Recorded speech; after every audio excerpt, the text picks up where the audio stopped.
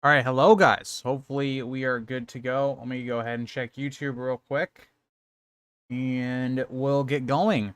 But again, it's been a little while since we've streamed. We're good on my YouTube from what I can see. Let me pop out chat real quick and then we'll get going.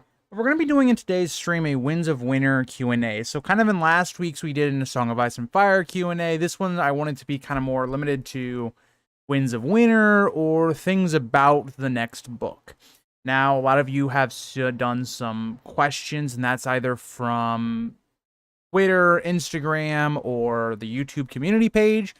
So again, I would highly recommend if you do ever want to get your questions answered, like say you're rewatching the stream or you went to the stream and you want to make sure your questions are answered, I would follow any of those. Those are in the links of pretty much every video I ever do.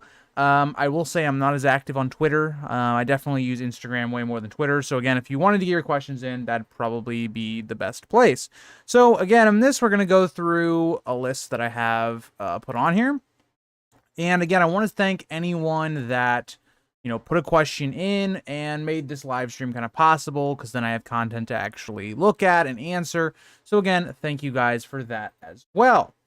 So I want to start with kind of my Twitter, just because it's the one that had the least amount of interaction. And yeah, so we'll do that one just so I don't forget it.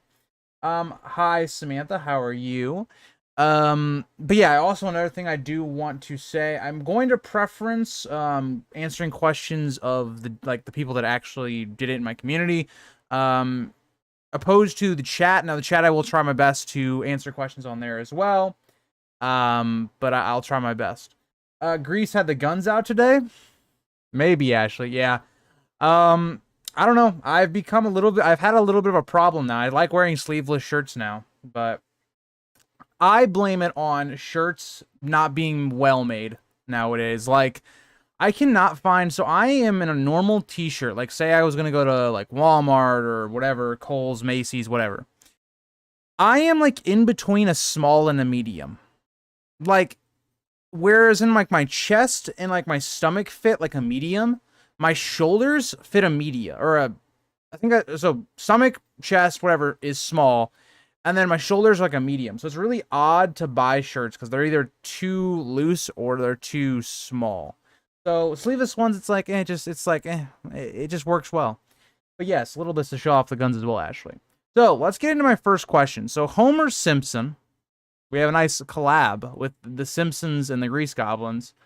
How will the others get past the wall? So this is something that I think is going to be related to Euron. I think distinctively, in my chat with House of the Stag, I think he really did kind of convince me some more on what is Euron's role in the next two books. And I think for me, I always thought Euron was going to be the person that comes down or blows down the wall. There's this idea that Sam has this horn, and there's a lot of significance that's put on it from George. If it was just this random horn that didn't matter much, and they get it at the first Fist of the First Men, then why does Jon constantly say, or we see a couple times where Jon's like, you still have that horn, or there's other ones when Sam thinks of the horn, and he has the horn presumably with him at Old Town. So what is the relevance of this horn? And we've already gotten the fake out of the Horn of Winter being used by Mance to blow down the wall. I think it makes sense for Sam to have it, and then for either Sam just drops it, or something happens to where he loses it, or Euron actually interacts with Sam, realizing what this horn could be. Again, we've seen this foreshadowed with how he kind of looks at Dragonbinder and he sees significance in horns. I think Euron could understand what it maybe is. Somehow it gets blown and the wall comes down. We've also seen a lot of these ideas that Euron is this plague upon Westeros. And could he be the person to really unleash the greatest plague of all the others onto Westeros? Hi, Matthew. How are you? And look at Matthew. He was all worried he wasn't going to be on the stream. And here he is, right at the beginning. I will get to your question, by the way, Matthew. It's going to be in the YouTube section. I got to get their Instagram section too, but I'll get to it. My brother is similar size. I order him a Redbubble Triblend in the medium size and it's a slim fit. I gotta, but behind, okay. That I'm gonna make sure I remember that, because I have problems with sharing or getting shirts that actually fit my size. Like, it's even worse with long sleeve shirts. Just based upon the fact that, you're basically having to fit your arms longer, and I don't know. It's a whole mess. It's just a mess. But yeah, so thank you for the question, Homer Simpson. Again, if you wanted to follow the Instagram, you can. I won't say I'm the most active on it. I post on there probably once every month or two, if I'm being generous to myself. But that is a place where you can interact with me if you'd like, as well. So moving on to Instagram. Now, this is the main source of social media that I have probably outside of YouTube. So this is a great place to get in contact with me. And even as Matthew knows in the chat, sometimes it takes me a while to respond. But yeah. So getting into it, we have Matthew James Hagen. I hope that's your name. I kind of just put them all together, or outside of, how it's words compounded on Instagram. But he had two different, I guess, comments and or topics. So the first one was Jane Westerling prologue. Now, I think this is probably what we're going to get. I don't know if it's going to be Jane Westerling specifically as the prologue, because there could be a number of ways George could do it, but I do think it would be extremely interesting, and it would really go to the spot where there's a lot of things going on, with the Blackfish being there, with Lady Stoneheart being in this area, the Wolf Pack being there, and the issue I have here is that if Jane Westerling is our prologue character, she is probably going to die. Now, the biggest question we have then is, well, if Jane Westerling is the prologue character, why would she die to the wolves? You would think the wolves maybe wouldn't attack her since she was Robb's queen. Maybe. I give you a maybe. Maybe this could be the idea that as the Lannister soldiers are getting attacked, there is this idea that Jaime says that if they try to run or do any of that stuff, kill them, more or less. And maybe that's what ends up happening. Maybe Jane tries to run away, or maybe Jane is just basically said, if we're all going down, the Lannisters kill her too, where maybe the Blackfishers, some of them can't rescue her. I could see that being another idea. But either way, we're going to see some shit happen. Probably with the Wolf Pack, and maybe even the Blackfish and the Brotherhood as well. Dad bailed, was going to watch Fellowship of the Ring tonight. Well, Matthew, I'm sorry your dad bailed, but that sounded like a fantastic time to watch Fellowship of the Ring. My favorite movie of all time. At work, but sneaking in. Please don't tell my boss. Wolf, I would never tell your boss. I would never tell your boss, okay? That's all I have to say. I hope the prologue is Cyber. That would be a really interesting character to be in their mind. I would love that if she was the prologue. She dies at the end of it. That'd be a good one. I'd love that. It's a great idea, Wolf. Actually, that can be. Yes. Watching people die is always, especially characters you like, is always it's not great. It's not great. Hi Evie, how are you? I have no idea what you guys are talking about. Naruto or Naruto. What? This is what happens when you don't stream for a little while. Because we'll get into that when I get into Matthew's question. Because I was going to address that when we get there. But, sometimes I can't words. That's all I have to say. So moving on. We also have another comment or topic idea from Matthew James Hagen as well. Again, so thank you. AI writing the entire rest of the book was his idea. So let's put out this idea that, let's say George never writes or finishes the books, and all of a sudden people are like, hey, let's just have the AI do it, because no human can really live up to George's writing, I guess, for finishing the books. I don't like that idea. I don't think AI would be able to really continue the story and conclude all of the things George has put up. Maybe it would be a decent fan fiction, but I would not like to see that. Let me look back at the chat. She sucked. Her grandmother was Maggie the Frog. She probably already knew Rob would never win. Also, I'm a huge fan of the love potion theory, which is connected to that. Yeah, I like that theory as well. I think it's an interesting theory. I don't know if I believe it or not, but I do think it is interesting. I'm someone that believes, like, Jane Westerling didn't just end up in this spot where she's nursing Rob and she's one-on-one with him. Like, I definitely think, like, there's some suspicious activity there. Smash or pass Shiera, C-Star, Inner Prime. Inner Prime? Smash, yeah. Sir Dirty Dan, hi, how are you?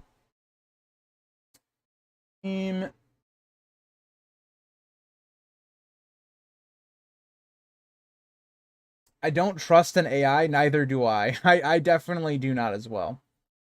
I feel your pain, words in English, not my cup of tea, and that's my only language, Matthew. It's my only language. I can't even hardly speak it.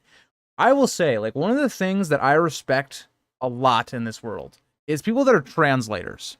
Because, like, it just amazes me how your brain can, like, comprehend what someone is saying in, like, two different languages at the same time.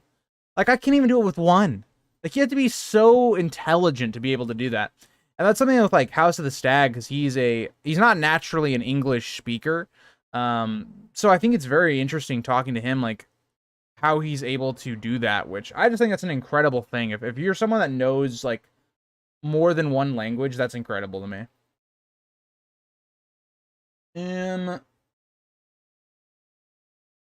Boss makes $1, I make a dime. That's why exactly, B. Exactly, okay? You know, sometimes you just got to do what you got to do, okay? Like, say you got your stuff done and, you know, there's nothing going on, or, you know, you can finish your stuff later. Why not just do something that you enjoy just to pass the time, you know? As long as you don't get in trouble, that's fine. German is not great either. Well, Matthew, you hate to see it. Hi, Metal, how are you? Dude, I was chatting a song about Sapphire with Snapchat AI the other day, and it's creepy as hell. Dude, okay, so I have a whole rant about Snapchat because I had an issue where I was basically, every time I tried to take a snap, it would be very zoomed in and I couldn't zoom it out. So I had to update it. So now I have the AI thing, which I think is dumb. I very much dislike that it's at the top of my thing and I can't get rid of it. And then, right after I update it, I then start getting this random thing where when I click on people's stories, it would not give me their story. It would be somebody else's stories, and I had to update it again. Snapchat's just been a mess the last few, like, days or whatever.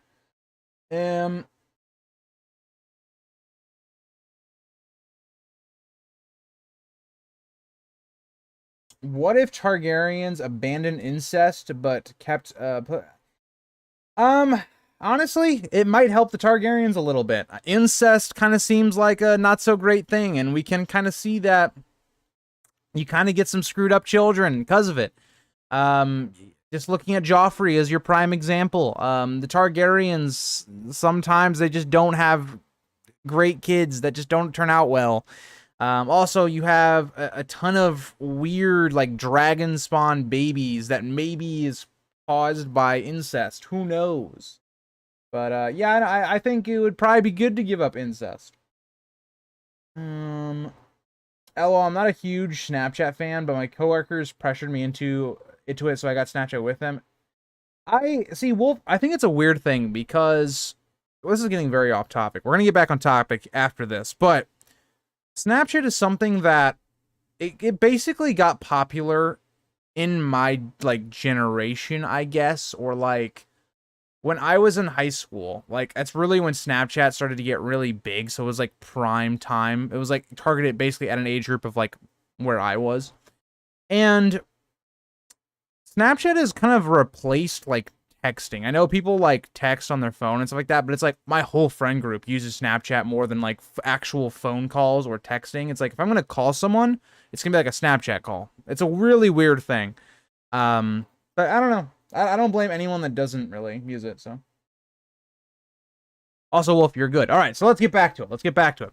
So this is a big question. I thought this was really interesting because somebody else actually asked a very similar question to this. But JT Maz 19 asks, how do you see the Battle of Meereen ending? Now, I think this is very ironic that this got asked because I'm doing a complete in-depth video of this on Thursday. It's already recorded. I just got to edit it.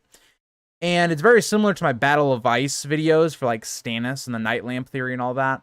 So I'm going to give you guys a pretty good in-depth there, but I'll tell you overall like kind of a summary of what I took out of my research and, you know, looking back at the Winds of Winter sample chapters. So the Battle of Meereen right now is going pretty well for Barristan's faction. We see a lot of things going on. So Barristan is leading this force out of the gates, the Unsullied, the rest of the forces that they actually have there, except for one particular group. I always struggle with his name, but let me look up the pronunciation so I don't goof it up, but. I don't know how to say his actual name, but we're going to just go with the Shave Pate, okay? So the Shave Pate is still in Meereen, and he actually has control of the gates and the wall. And it's a little suspicious that the character that I think is very suspicious right now, who has been gaining power, all of his forces are on the gates, manning the walls. They have crossbows. They are not going out into the battle, and they control the gates. Little suspicious. So that's kind of one front of it. And the whole idea here is that Barristan rides out with some of their cavalry and some of their other soldiers, and also some of the pit fighters. And they want to more or less distract the slave forces or catch them off guard and buy enough time for the Unsullied to get out of the main gate. Because here's the thing, and this is what Barristan notes, is that if they do launch a counterattack and they basically get the Unsullied funneled into this gate, they're kind of screwed. Because the Unsullied work best when they're a unit, when they're all, basically spread out, because then they can really show their prowess and discipline over another opposing force. And Barristan's plan goes nearly perfectly. The Unsullied fully are formed outside of the gates. They're taking off some of the units. Again, another thing that's interesting to note here is that Dany's forces, or Barristan's forces, are outnumbered. The Unsullied, there's about 5,000 that go outside of the gates. There's about 6,000 Giscari that are sent to basically protect the trebuchet that Barristan was going after. And that's kind of the conflict we see there. And we also see Barristan taking on some slave soldiers who are literally chained together. Not great for combat. And all the things that we see are going pretty well. Tyrion, in his POV in Winds of Winter, or the sample chapter, so again, you kind of have to take this with a grain of salt. He says the battle's going pretty well for Barristan on that front. So then there's another front. And also, again, going back to the Barristan front, there's another thing that's very important here, is that two sellsword companies also flip sides. The Windblown, and then also you have the Second Sons, who is with Tyrion right now. They are flipping sides. Now, if we go to the other side of the battle, which is the Ironborn, Barristan notes that he sees the Kraken sigils at the end. We know Victarion was coming towards Meereen. And also we hear that Tyrion is basically hearing that it's basically a slaughter. And we know that Tyrion's sellsword group, the Second Sons, it's not his, it's Brown Ben Plum's, but he's part of it. And they know that their first order was to go basically stop the Ironborn from landing on that side of the battle. And they kind of disregard this because Plum wasn't with them, and then basically their command gets switched. So the second command then is that they need to go flank behind the Unsullied, because again, they're a cavalry unit, that's what the Second Sons are, mainly, and to sweep behind the Unsullied. And this is when the Second Sons flip. Now they're going to do something. I would assume they're actually going to do the opposite. They're going to go behind the Giscari. Who knows? So Victarion is now landed with the Ironborn, and he kind of had a plan. Like we had seen in the previous chapters, he has been getting ships. He has some merchant ships, some maybe fishing galleys, it would kind of appear. And his plan is to hide all of his men beneath the deck, or at least some of them going in first. And he's going to basically try to catch the slavers off guard. And he's going to have them basically come up at the last second, and then the battle will start. And it seems like that's going pretty well. We don't have a Victarion chapter when the battle actually starts, so we don't know exactly if it's going really well. And then there's just some other things that are just wild cards. We know Victarion is planning on blowing Dragonbinder 3 different times. We also know that both Rhaegal and Viserion are actually in the battle. They are kind of killing. Viserion has gone back to the pyramids, and Rhaegal is still kind of doing his thing, just roasting people or ships. And the biggest thing we know here is that in these sample chapters, none of our characters really hear a horn being blown, so we have to assume that Dragonbinder hasn't been blown yet, but that's a massive wild card as well. So my biggest summary of the outcome of Battle of Meereen is that it's going surprisingly really well for Barristan's forces. So is it going to go perfect, or is something else going to happen? And I think that I've kind of come to the conclusion, reviewing the evidence, reviewing what other people have maybe thought, and I really am buying into this idea that one of two things could happen. So Victarion is this guy that is not really going to just start taking commands from Barristan. Victarion is here to basically become a king, to marry Dany, to get one of the dragons, and go back and take Westeros and take the crown, basically. Do you think he's really going to take orders from someone like Barristan? I find it very doubtful. So this could lead to this very Cold War standoff between the two factions, between the Unsullied, Barristan, and these forces, and then also Victarion and the Ironborn that have also just arrived. And then, to add a little bit of sugar on top of that, I think the gates will get closed. I think Shavepate sees the opportunity to take power. This also could lead to Hisdar being killed to cement his rule over Meereen as of right now. And that, for now, is what I see the outcome of Battle of Meereen. Now, I think the biggest wild card here is what comes of Dragonbinder being blown. Does that actually get a dragon to Victarion's side? Does it get a dragon to Euron's side? Does it do really anything as of right now? We just don't know, and I think that's the biggest wild card of the battle. Let me get back into some of my things. All right.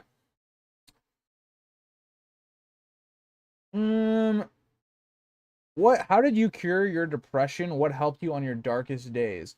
All right, Lars, that is a very deep question, but I will say the thing that helps me probably the most was one, doing different things. I think when I look back, when I was on my darkest point, I was very much in this cycle of doing the same things that didn't really make me happy. It didn't do a lot of things like that. So I think trying new things is definitely something that I would look into. For me, what those would have been is one of the things that I specifically remember when I was going through dark times, and one of the reasons I love this channel, I love talking about A Song of Ice and Fire, is something that I recognize with myself. One of the reasons I didn't really like parts of myself is because I was very unhealthy. I didn't like the way I looked, things like that. So I started slowly working out. And by working out, I mean I wasn't lifting weights. I was just, getting outside, walking, maybe I'd run. Back then I couldn't run like a mile, so maybe running like half a mile, walking. And then afterwards I would go to the park where I live, and I would just read. I'd read like a chapter or two, and then I'd go home. So those things really helped me in a lot of those moments.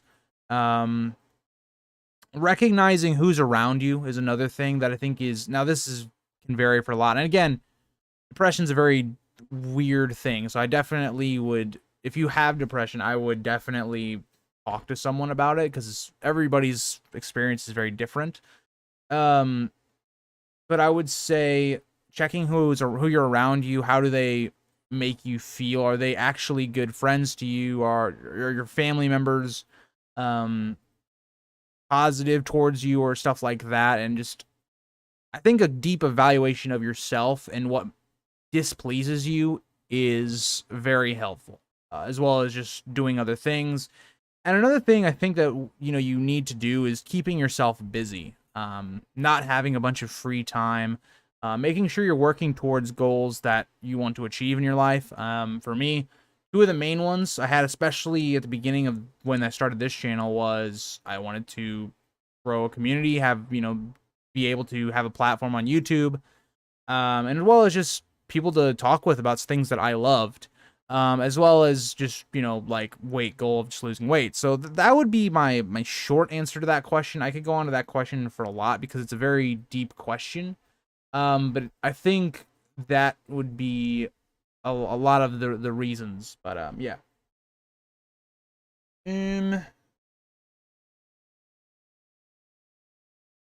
It is possible, Joel. Chances that we see the Harpy's identity revealed after the battle. Matthew, I do think the Harpy will be revealed when Dany gets back. I think Dany comes back, and I think that's when we get the big reveal, because I think it's going to impact Dany the most. And if any of you want to know who I think is the Harpy, I think it is the Green Grace. I think a lot of evidence points to that. I would watch my video on who the Harpy is if you want more information on that.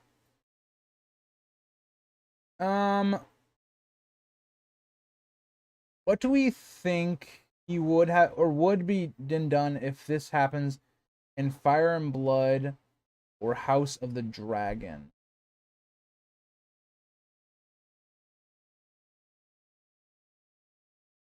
Evie, what is that? What were you referring to? You were probably referring to something I was talking about. I just don't. What do you mean by that, Evie? I agree, Ashley. I think the Shave Pate, I agree with that. I agree with your interpretation of that.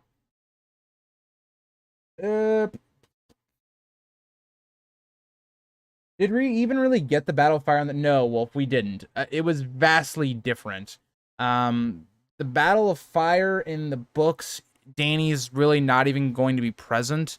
I know people have theorized that maybe Dany saves the day, but I just don't think that timeline works. Dany is going to be with the Dothraki, and she hasn't even really interacted with them yet. So there's a lot that kind of has to happen for Dany to get back to Meereen. I think Dany is going to come back to not really a battle, but I think a war torn. I think there's going to be factions that Dany's going to have to unite under her banner. That's going on right now. And I think another thing that's interesting about the Battle of Fire is I think Dany's reputation is going to come down even further. And I think that's because is going to be something George plays into, is that Dany is not always popular and how she's really losing a lot of her popularity.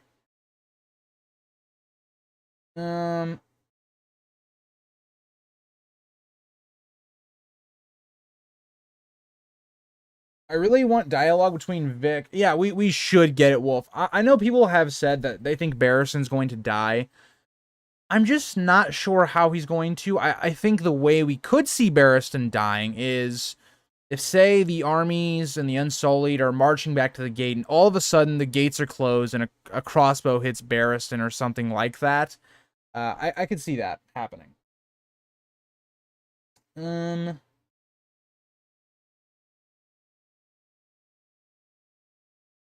I am strong. Yeah, that'd be great. Yeah, Barristan and Victarion, I just don't see them getting along. I think there's going to be some issue there. I agree, Metal, and that's my thing is I think Euron is definitely manipulating Victarion. Another thing is that I am definitely a believer that the Dusky Woman is basically a spy for Euron. And if we remember, the Dusky Woman is actually in the room when Victarion is telling his plan about Dragon Binder. So Euron is, in my opinion, off my theory, is basically going to know what Victarion is up to. So, I don't know. Thank you, Wolf. I appreciate it. Man, a lot of people are going to cry if Barristan dies defending the city, including... Yeah, I really don't want Barristan to die. I think he just has so much more he can add to the story that I hope George doesn't kill him yet. I just think there's so much more he could do with that character.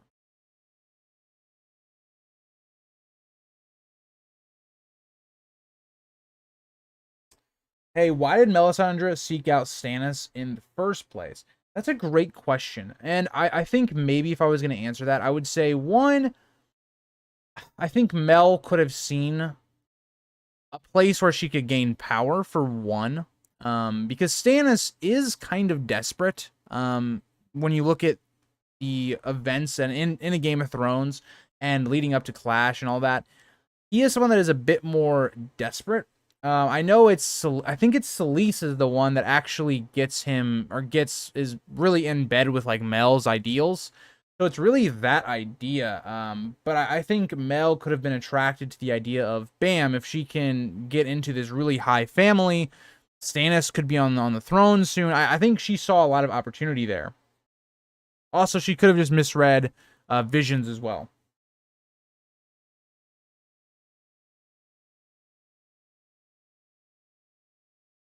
I saw someone ask on TikTok what would have happened if Viserys didn't die, but he went into a coma and woke up after Aemond came back from killing Lucerys. What would happen to Team Green and Team Black? That's an interesting question, Evie, and I'm going to be completely honest. That's a very tough one, because Viserys definitely loves Rhaenyra, and I think he favors the Blacks more than the Greens. If you just look at, his brothers on that side as well. I think there would be some massive issues for Team Green, because kinslaying, you killed basically your like half brother, or not half brother, your nephew or whatever. I don't know how I'd predict that, because Viserys in the books, if we're going off of House of the Dragon, I think Viserys would at least punish Aemond. I think Aegon, his crown will be taken instantly. Now, that's all saying that the Greens roll over for Viserys. But if they don't, their side doesn't look so good, because Viserys would have then openly said the Blacks are in the right. So that's a very tough one, Evie. That's a very tough one. What do you think?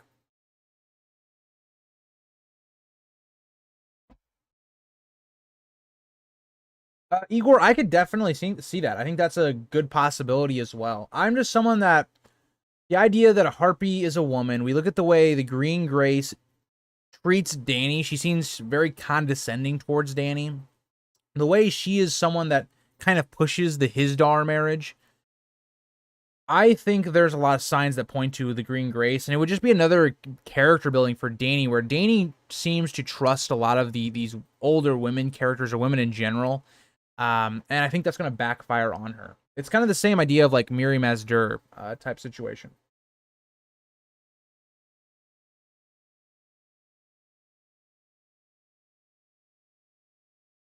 Working out is a great way to fight your demons and make you realize what you're made of. Good job. Yes, of course. Thank you, Matthew. I appreciate it. But yeah, working out is great, not just because it doesn't necessarily make you feel good, like, because you're definitely going to be sore after, you're going to be tired, but the idea is that you're actively working towards a goal, and you're doing things that are going to make you inherently happier, because whatever you're saying about yourself, that you don't like yourself, you hate yourself, whatever, you can't say you're not making progress on something, that you can't do this, you can't do that, when you are. So that's one thing I will always say about working out. And I know that can kind of sound however it's going to sound. I was someone that didn't really believe in working out for a while, but here I am. So, Euron is totally skin changing. Yeah, I agree, Wolf. I agree.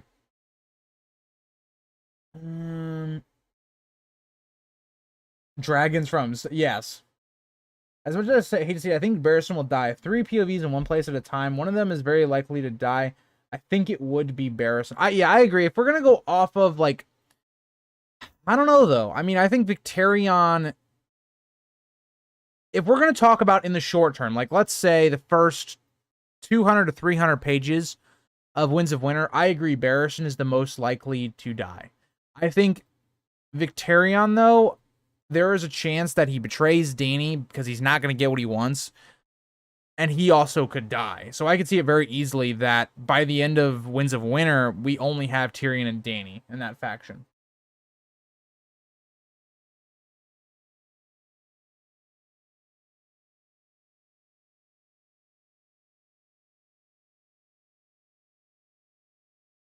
I think that Aegon loses his crown. Aemon is either beheaded or sent to the wall, and Rhaenyra is called back to the Red Keep. Yeah, I kind of agree, Evie, but my issue with that is, do the Greens take that? Because at this point, the Greens already are kind of like usurping Rhaenyra. Rhaenyra was the person that was said to be the crowned princess.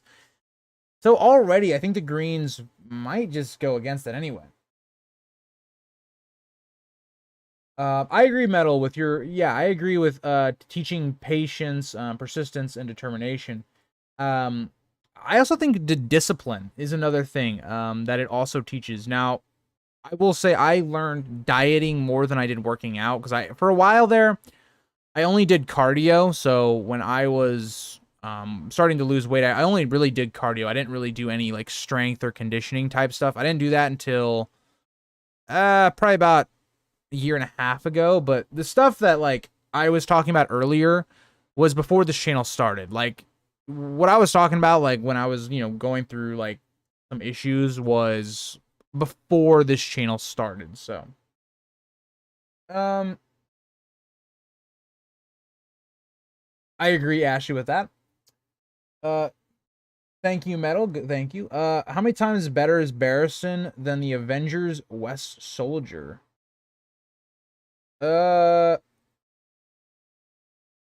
He's better. I like Barristan more. I will say that. What will Tyrion tell Dany to do when he becomes a member of her camp? So I've always kind of preached that Tyrion's going to be this character, at least to begin with, that is going to be kind of the devil on Dany's shoulder. He's going to be someone that's trying to get revenge. He is someone that is going to, I really think, play on more of Dany's violent tendencies. So that's kind of what I think Tyrion will do. I kind of like the idea of Jorah dying in the Battle of Meereen.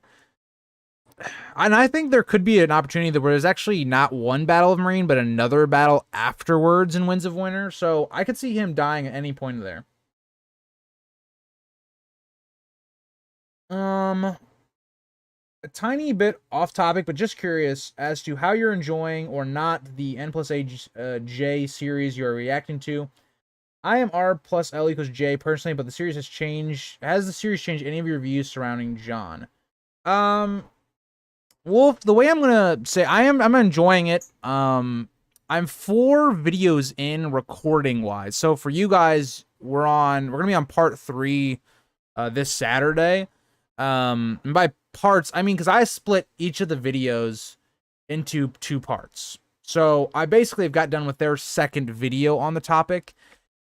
And I like doing it because it's something I'm interested in talking about. I'm a big R plus L equals J guy. It's one of like my main theories, like as in the ones that I really believe in.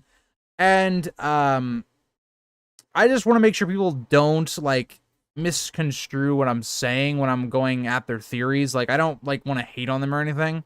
And that's always my biggest concern when I do reactions. Like if I'm giving contradictory evidence or I'm basically not acknowledging their points for this reason or that, it's not because I dislike them or anything like that.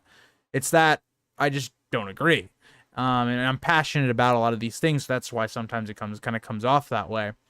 But changing my mind on anything, not really. And it's harder because R plus L and N plus A, I've done a lot of research. I've done like, I think 2 videos on N plus A, and a lot of the evidence they bring up is evidence I've already like looked at. It's already evidence that I put into my video talking about N plus A. Like I had an individual video that said, is Ned and Ashara Jon's parents? It was a single video for me, and it was me talking about all the arguments and the counter arguments to it. And it's all things I've heard before. And so none of it, if it didn't change my mind then, it's not going to change my mind now. And I think some of the evidence they present in the video, it just kind of feels flimsy. And sometimes like when I'm looking at it and it's like the way that they talk about R plus L, it just gets me going because it's like they're very passionate in their theory, which they should be, but they're also like very dismissive and or they discredit a lot of R plus L like off the bat. And the reason I did that poll the other day was because I wanted to just make sure I wasn't crazy, because they made a point where they said something like R plus L was like the outlandish theory or something like that. And I was just making sure like R plus L is the common theory. So I don't know. I don't know. I like it. It's a very much a switch up because the last one we did was Preston Jacobs, and I agreed with a lot of what he said outside of like the last like really the first half I was on board. The back half I was like I agree here and there, but I don't know.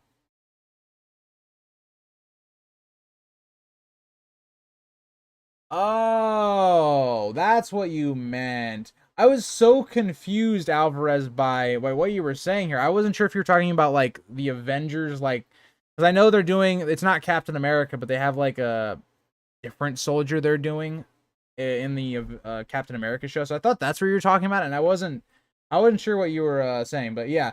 Um, I think like Barristan compared to an average soldier or even compared to a young knight, he's miles ahead of them. Even as he's older.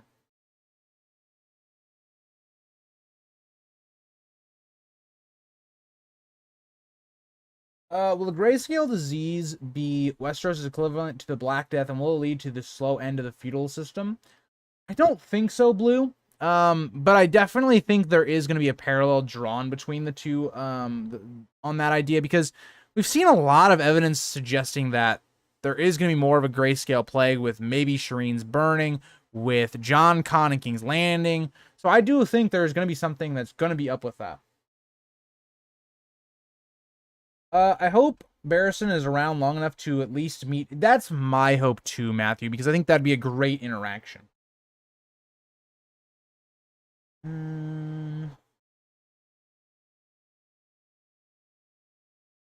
come off very respectful, so don't worry about that. I've heard people um about theories, and I can tell you're coming for lace. Yeah, and that's my thing, and that's why I like looking at other people's theories because, for one, I know I'm not the most knowledgeable person in Song of Ice and Fire. I'm just not, and I like hearing what other people's evidence are sometimes too, because one of the biggest things, and they teach this whether you're in a debate club or you're debating or you're writing a persuasive essay, is you want to know what the counter arguments to your theory are going to be, so you know how to address them, and that's just something that I think is interesting. But I definitely want to do more theories that I don't know a lot about, like the Dunk and Egg one, which is the first video we did on reactions. Was one I was really interested in because I never heard of the theory and I didn't even like really think about it. So I think that one was my favorite that we've done so far. Um, any update on when the book will come out? Not that I have heard of, Zen. Is the Harpy a person or a symbol? I think it could be both, right, Igor? I think for me, I believe it's probably a person, but I think it also could be a symbol. I think that's uh very what was I looking for? What word am I looking for?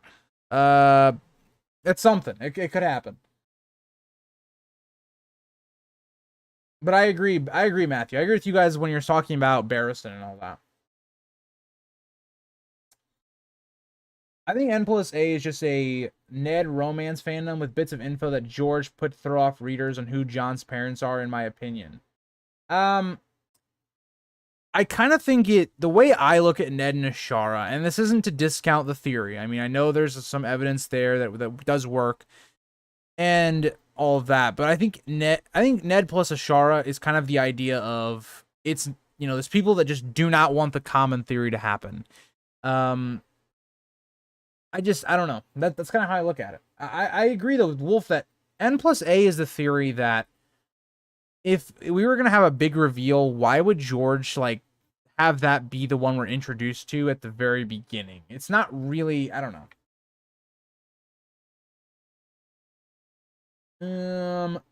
I agree. I think Barristan is the best sword fighter if we were giving at everybody was at the same terms. Like nobody had Valyrian swords, nothing like that. I think Barristan would be the best. Not to sound rude, but it is easy to get tunnel vision when you make your own theories. Sometimes they end up tailoring information to fit their theory because it's what they wanted to. I agree. In Metal, that's something that I do too. I mean, there's some times when I'm looking at things. The Maester Conspiracy is one that's my favorite theory. It's one I love doing. But I will even admit there are some times when I notice it when I'm either editing a video or I'm watching somebody else's video where I have kind of thought the same idea, but then I look at it and I'm like, does that really fit the theory? Is there enough evidence to back that? So yeah, I don't think that's rude at all. I think that's I think that just happens with everybody. You want something to be true, so you'll look at things and say, yeah, that relates to it. Do you think Dany will try to prove that young Griff is fake by having one of her dragons testing and they accidentally bond with him, giving him a dragon? No, I don't think that's the way Daenerys is going to do it. But I do think she is going to try and discount that. If you think about it, the prologue definitely has to be a ghost POV because it's not like George would give him his own chapter. I would love a ghost POV. That would be fantastic. I agree, Metal. I agree. Your point in the video about how the assumption was that Rhaegar and Lyanna never had sex in a certain period. I agree. Ned did too, because if you look at who Ned took with him, yeah, I agree, and I think that was one point that I just couldn't get on board with.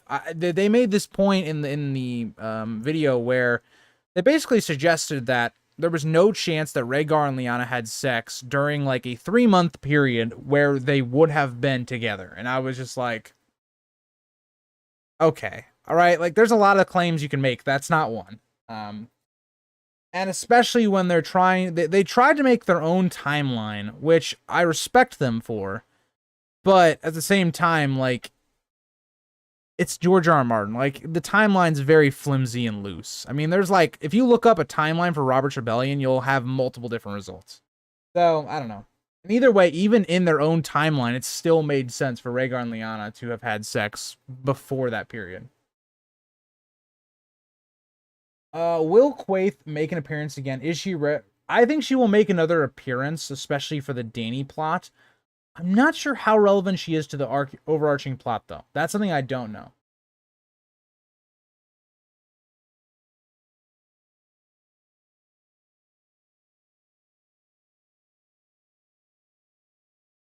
My favorite theory from the Order of the Green Hand is the lying annals, which I have not seen that theory, but that would be something I have to look into. I do know one of the main reasons that Channel believes that theory is that Jon will be the Sword of the Morning, and I think he will too, because we have any textual evidence that it has to be a Dane. Dany has to be the one to reveal the truth about young Griff. I agree. I think she will be the one to reveal that truth. And Wolf, I really think like there isn't a ton of actual concrete evidence to suggest that he is a Dane. But I don't know. Hi, Haley. How are you? And don't worry, I haven't streamed in like a week and a half, so, you know.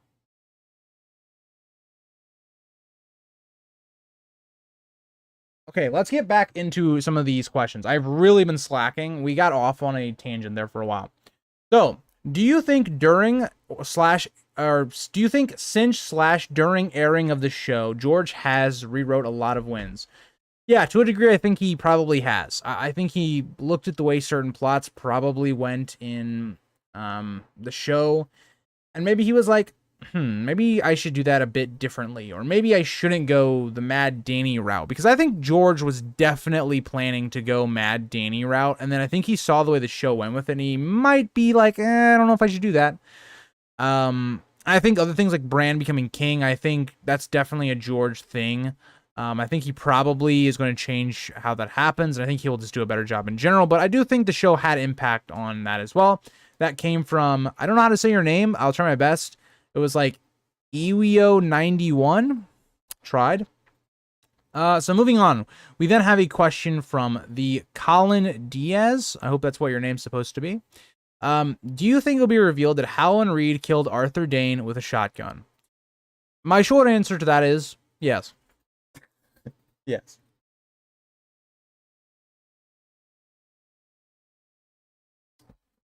Do you think Rickon will start to think Osha's his mother? No, I don't think so.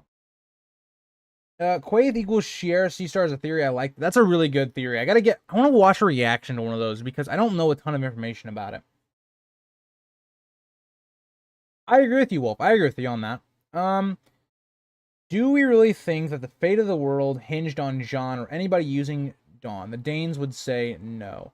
I personally don't think there's going to be this huge hero arc that, he slays the others or something like that. I just don't see it. I think a lot of what George has told us about this world and the themes he's gone with is there's no, like, hero, right? There's no overarching hero. There's no, I just don't see it. And I think the way that the other plot gets resolved, instead of a big battle or something like that, I could see it where Jon and the others basically have this idea where we kind of get more into what the others want, and there's a pact made. So it's kind of like a repeat, I guess, of history. I could see that being an idea. Hi, Ghost. How are you? Truth be told, I don't really care about Jon's parentage because I'm pretty sure that he's Rhaegar's son. I care more about what Rhaegar was doing between the time of the tourney and his death. I'm kind of right there with you, Matthew. That's one of my other elements of why I like Rhaegar and Lyanna more. I just think it does more for the story. I think it's more impactful to Ned as a character. But those DM Granite men and their 12 gauges. Exactly, Maz. I haven't read all of the books. Does Hodor die in them? If not, do we think he will die in the book or a Sansa? He is not dead in the books, but I do think he will die, yeah. And Sansa dying? I think Sansa's safe. I don't think Sansa's going to die either.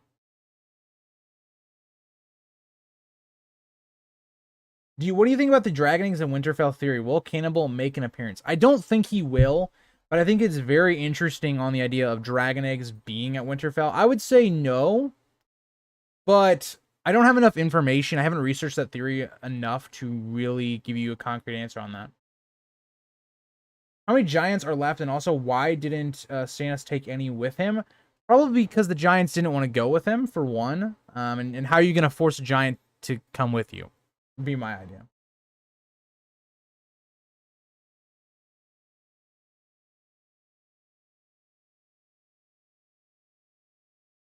I could see that, Wolf. I could see that. What do you think these houses are going to do? Reed, Hightower, Dane. So let's start with Reed. So House Reed, I think they are going to be pivotal in uncovering what happened in Robert's Rebellion. Howland Reed knows what happened. So the big point of it's going to be when the North is looking for someone to rally behind. This is probably going to be more of a very end of Winds of Winter, early Dream of Spring plot. They're going to say, okay, who do we rally behind? Stannis is probably dead. He's probably gave his... My theory is he gives his life defending the North against the others, but he can't hold them. The rest of the North retreats south. I think when they're on their way south, they'll eventually get to the Neck. They'll run into Howland Reed, and we're going to see a bunch of things happen. One of the questions I have on here, let's go to that question, actually. Hold on, let me find the question. Daryl Seymour was asking about this idea that we don't know who actually was named in Rob's will. So I think at this point, I am someone that does believe that Jon is named in the will. I know, Daryl, you disagree with that, so I'll talk about that in a second. But I think we're going to see the Reeds be very pivotal to saying that not only has he been legitimized by this will, because again, we know that the people that had the will, that were sent north, are probably in this area. So again, we'll see that. We're going to see Jon's parents probably getting revealed. That could also happen with Bran being with them at this point as well. So there's a lot of factors that is going to lead to, I think, a big payoff. And that is kind of how I see the Reeds being involved. And then after that point, I think they're just going to be supporting living, basically. The idea of who we had next, the Hightowers. Hightowers are very difficult. The Hightowers, at least at the beginning of Winds, are going to be pretty tied up with the Euron plot. So we'll see how that wraps up. I do think that Euron is not going to hold Old Town. I think the Hightowers will probably be fine. The issue is then, what do the Hightowers do after that? They're going to be extremely crippled and or weakened by this attack from Euron. What do they do? I think they probably then back just whoever is leading at that point, because I think the Young Griff plot could maybe be resolved at that point. Would they back Young Griff? Or would they back Dany? Or are they going to stay out of it once again? I think all are viable options. And then House Dane. I don't know. If we look at, for instance, Darkstar, I think Darkstar is going to be a character that's very heavily going to be involved in creating a lot of issues for Duran and Ariane. I think that's going to be his major role.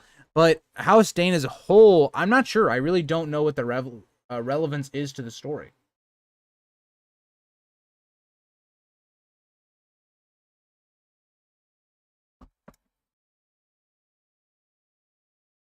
Um,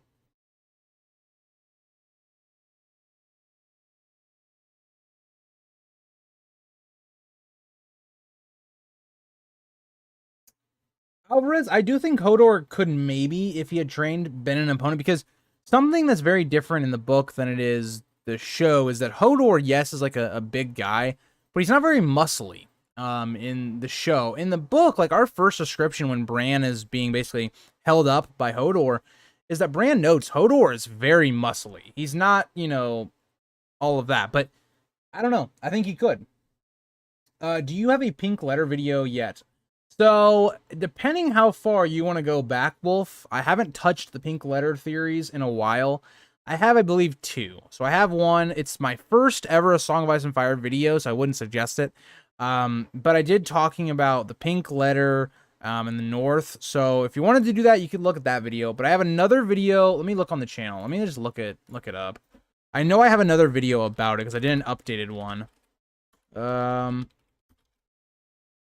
Let me see how long ago I did it.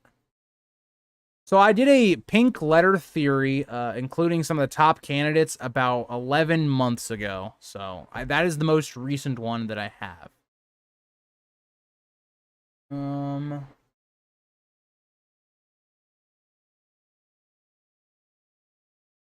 Benjen could also reveal the truth about Jon's true parents. That's true, if he makes an appearance. I can see that, Wolf. I think that's much more interesting than Ned and Ashara. It would be Howland.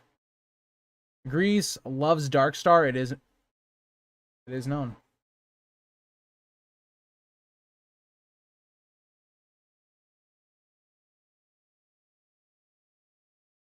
But I do agree. I do. And I think if the Hightowers do get involved, I think it's more likely that it's young Griff.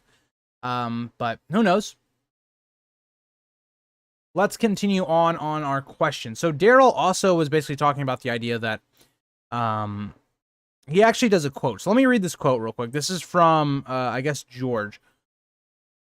When he was, I guess, asked about this. He was asked, will Jon Snow ever find out that Robb made him a Stark? And this is what George said. Well, we don't know that actually happened, but I hope to tie up most of the loose ends. It is a mystery. I already know people think it's Jon who is named in the will, but please look at this from a writing perspective. Okay, so this is actually him talking now. So the idea that George doesn't confirm it doesn't mean much to me. Just based upon the fact that he's not going to tell a mystery in the story just blatantly. And the reason that everyone does think it's Jon is because we've had a lot of time to think about it. And it doesn't... Who else could it be? Like, who else could Robb name in his will that made sense? Like, at the time, again, with Robb's knowledge that Rickon, Bran are dead, Arya's missing and she's likely dead. Sansa is betrothed, or actually married to Tyrion at this point, and is a hostage. Who is he going to name? Is he going to name Catelyn? Doesn't make any sense writing-wise. Is he going to name Edmure? Doesn't really make any sense for the North. It just logically, in my opinion, has to be Jon. If anyone's written as Robb's heir at all, it just has to be Jon, in my opinion. I don't know who else he could possibly say is his heir. I don't know.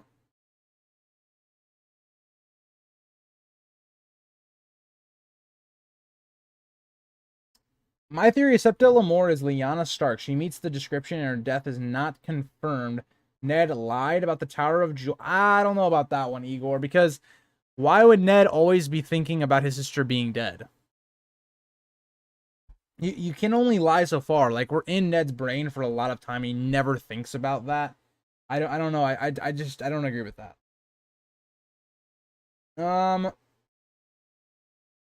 Balon, Aryo and Obara hunting down Darkstar. This situation is going to be a powder keg with Aryo seek or Okar. Not Okar. Why did I say? Can't speak. Aryo secretly killing. Oh yes. So here's the way I kind of look at the way that situation is going to kind of play out. I think Darkstar is probably going to get Obara on his side, and they're going to switch, or they're going to basically flip sides. I think Winds will be released. Do you think? No. I unfortunately don't think Dream of Spring is ever going to get released. And pretty much every year that goes by, that hope will dwindle even more, because I think if Winds needs to be released within the next 2 years for Dream of Spring to even have a chance. But I personally think Winds gets released, but maybe not Dream, unfortunately.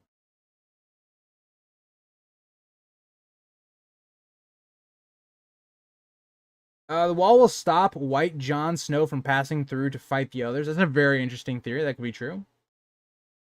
I'm not sure who else you would have put. Exactly, that's my issue, is that I don't know who else could have done it.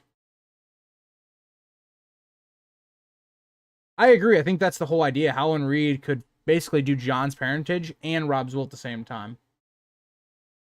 Did Catelyn want him to name some second cousins or something? I don't even remember. If you want me to be honest, another character you could maybe look at would be Robb and Aaron. But at the same time, that doesn't make any sense either. Lysa didn't come to their aid. Doesn't make sense for Robb to do.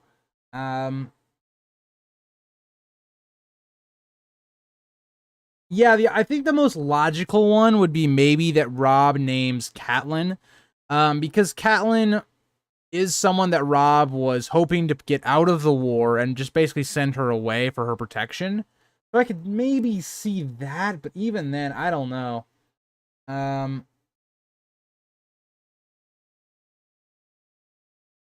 Jane? Maybe Matthew? I don't know. The Blackfish could be someone, but even then, I think the problem here is that you have to have a Stark for Winterfell, or at least someone that has Stark blood, so a lot of the Tully options I just don't think work. That would have been cool if Ygritte had a baby, I agree. What if Robb had a secret son with Jane? That would be really cool. I kind of like the theory, but I don't think it's probably going to happen.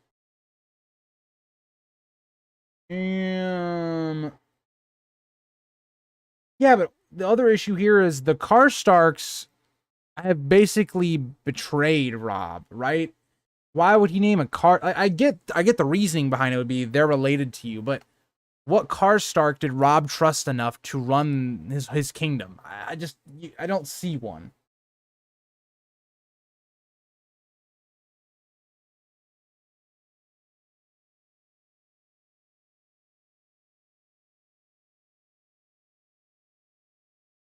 No, Igor. So Igor, what I meant by that, right, is I'm not even talking about that dream. I'm just saying, like, every time Robert brings up Lyanna, or the way he thinks about Lyanna, it's never this idea that Lyanna is still alive. It's very much talking about her in the past tense, that she's dead.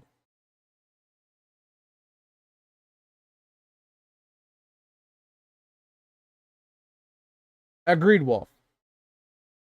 Will Theon be able to use a bow again? I hope so. I don't know. He is kind of messed up. He's got some issues, but hopefully. But let's continue. So I want to just throw this in as well, because Billy Bob put on the community page on the YouTube. Strong Bellis wants livers and onions, needs strength to bed the goddess of tits and wine. So while he put this in here, the question I'm going to bring up with this topic is, were the locusts that Bellis eats, were they poisoned? Who were they poisoned by? Were they poisoned by Hizdar? And I have kind of gone back and forth on this theory, and I think it could have been the Shave Pate. I think that makes a lot of sense. That kind of ties into also the idea of, at the Battle of Fire, why the Shave Pate would flip sides. Now, let's move on. Let's get to Matthew's question. Good old Matthew, my mod in the chat, the GOAT himself. Let me get a drink. He says, might not make the stream tonight. I have plans with my dad, so hopefully I'll make it in time, but I'll drop a question regardless. His first thing he asks is, how are you since your last stream? So this is what I was going to address at an earlier point, but I decided to wait till this point. Haven't been streaming the last like week and a half, just been busy. I was out of town for about half a week and then trying to get videos consistently up for you guys. Didn't really have time to stream, just been a lot going on. But I had a great time to went tent camping for the first time, really, like actual tent camping since like maybe 6th grade. So for me, that's like 10 years plus since I've gone camping. So that was fun, but yeah. Your actual question is, other than Dorne, what allies do you think young Griff might find from Westeros? And regardless of whether Quentyn is dead or alive, or Arianne marries young Griff, do you think a civil war could happen when Dany... Yeah, so I think that a civil war could be very likely with the Dornish. When we find out that what Doran has basically been doing, could Darkstar incite a civil war? I think that's very possible. Now, the other thing I wanted to mention here is, what other allies do you think young Griff could find? Like we were kind of talking about the High Towers, it's very likely that they could join young Griff. I've also talked about, as an idea of Sansa. Maybe could be another person that young Griff could marry. Littlefinger could try and do that whole route. I think that one's a little bit more unlikely than, say, Arianne, but it is possible. I think where we see a lot more is that we have this idea that young Griff will have allies and or friends, secret friends in the Reach. Now, who would that be? We know that there's a family that I think all of us love, known as the Tarleys. And the Tarleys are a little pissed off, especially Randall Tarley, that he wasn't given Brightwater Keep. Now, that is basically the castle for the Florents, and as you guys may also know, the Florents are a massive supporter of Stannis, because Khaleesi is a Florent. Now, what ends up happening is that Garland actually gets Brightwater. So Randall would be understandably pissed off. And also the way Mace Tyrell is going about things, I don't think Randall Tarley necessarily agrees with. So I think people in the Reach and just Randall Tarley himself could be one of those families that does flip over to the young Griff side because of what they could gain.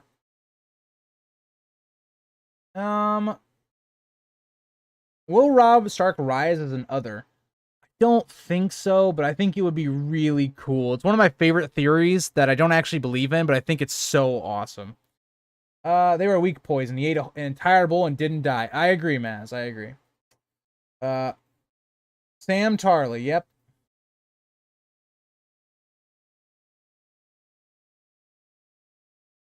House Tarley is the friends in the Reach 100%. Yeah, I think so. I agree. I think so. The other question that Matthew asked in here, I kind of forgot about this other part.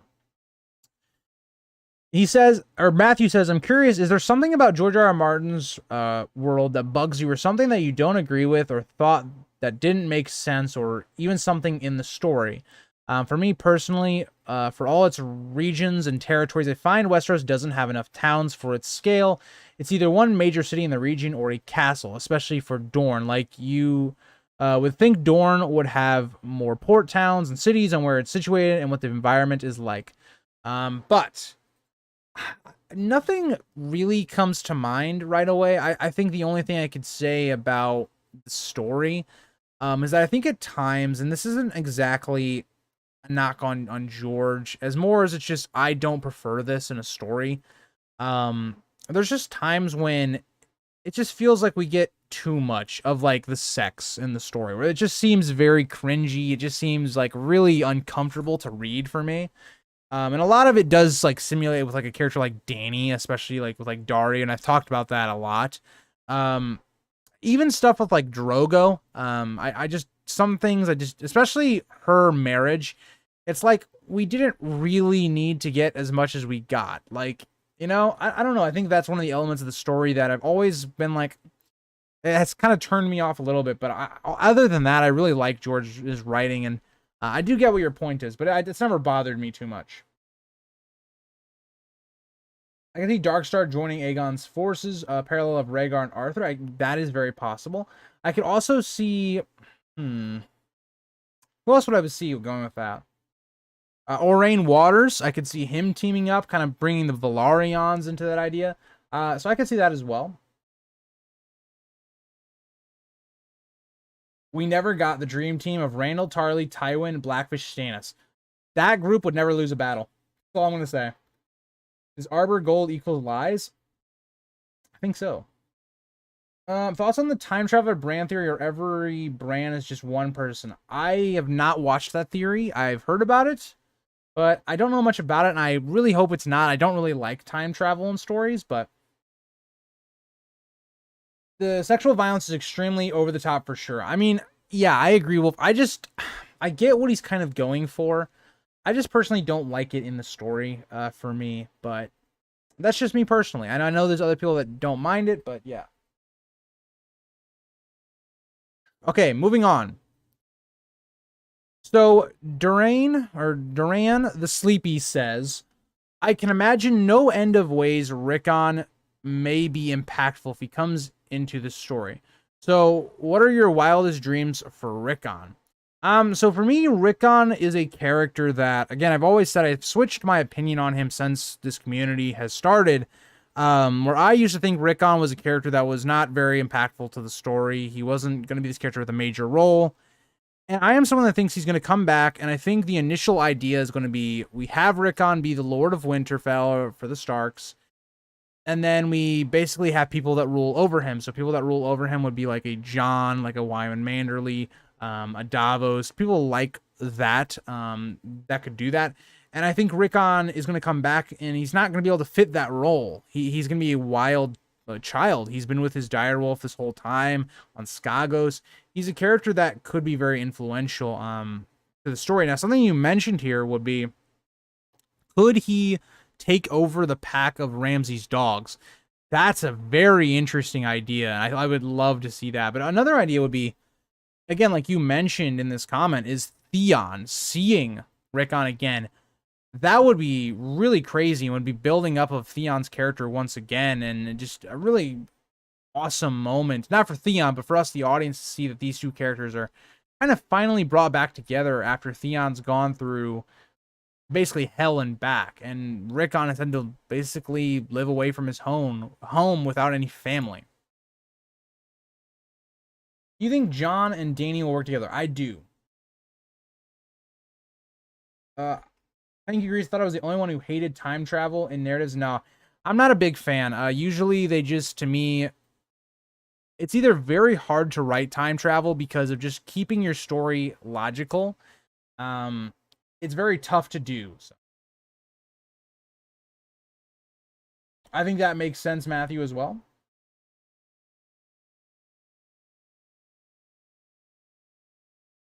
Actually, I'm not sure on that. On your question, I'm not sure.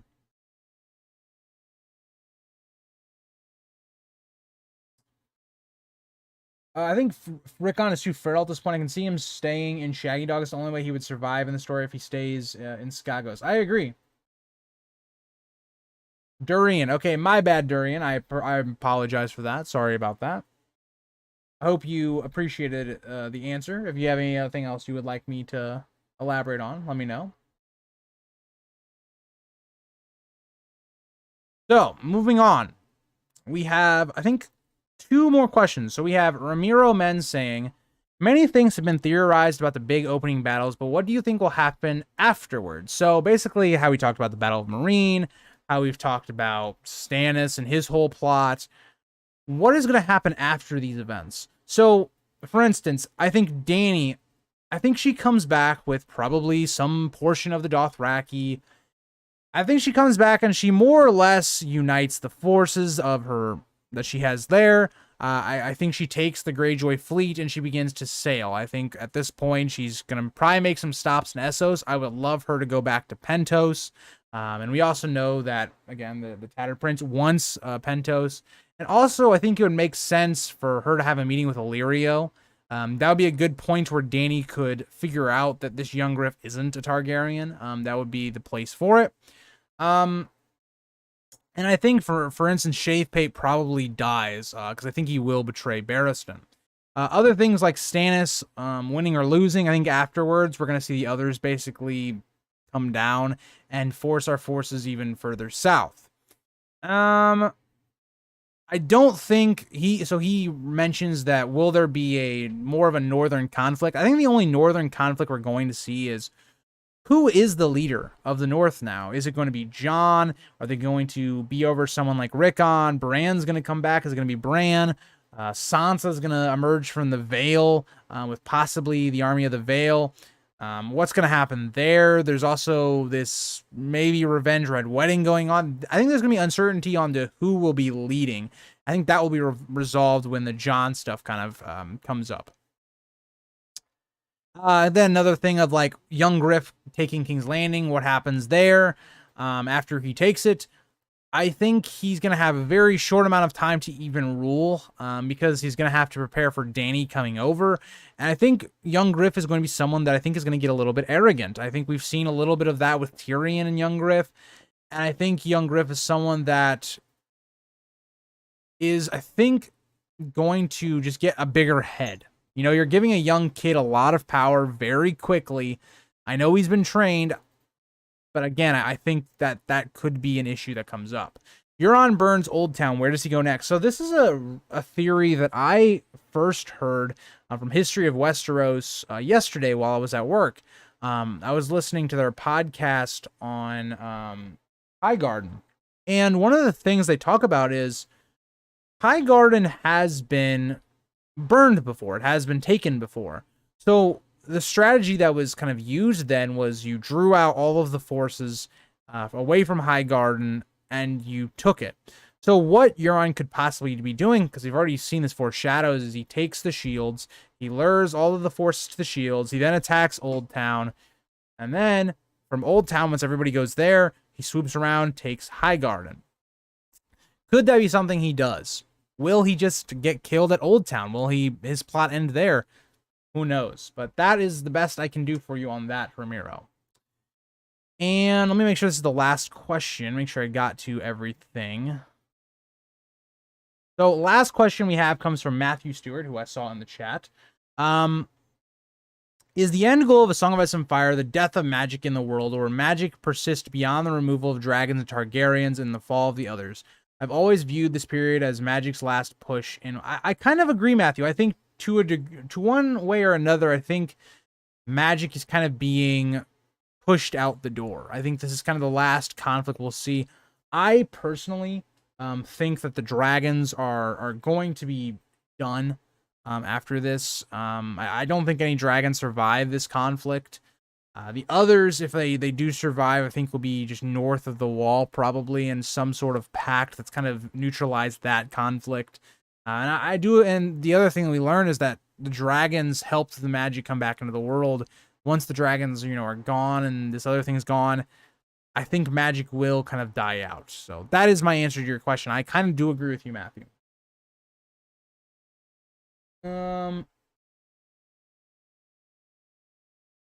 I feel awkward just calling you Grease, like unsaid. I'm new to the channel. What do you like to be called?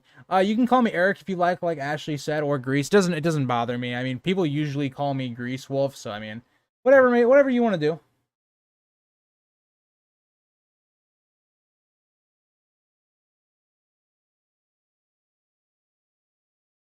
No reason. I'm a bit behind the live stream. The speed. Oh, okay. Sounds good. But yeah, thank you for the question and all that. Appreciate everybody that gave me questions in the stream and all of that. So again, I very much appreciate you guys as always. I heard some people say that in some Sansa chapters it seemed like she's drifting into a bird. Some people have suggested that like she could be, using the birds to spy. She could become a bird herself, spying. That could be interesting. I think it's very possible that, yes, the others could reincarnate a lot of these creatures that we have seen the skulls of. I think that's a great theory. I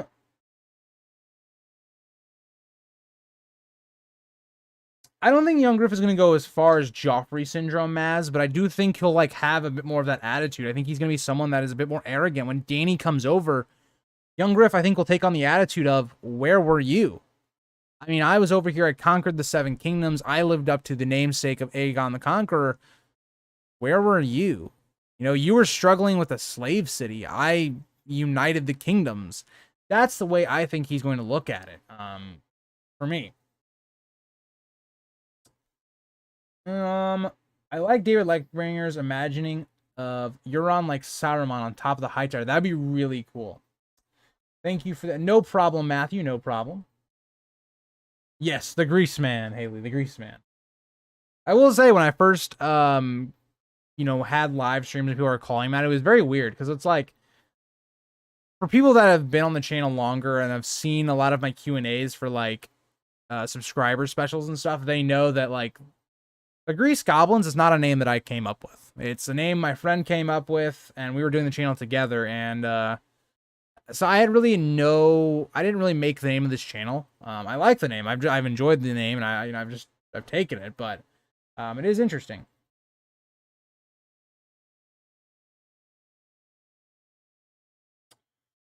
Young Griff to Dany, you never texted me back. Yep.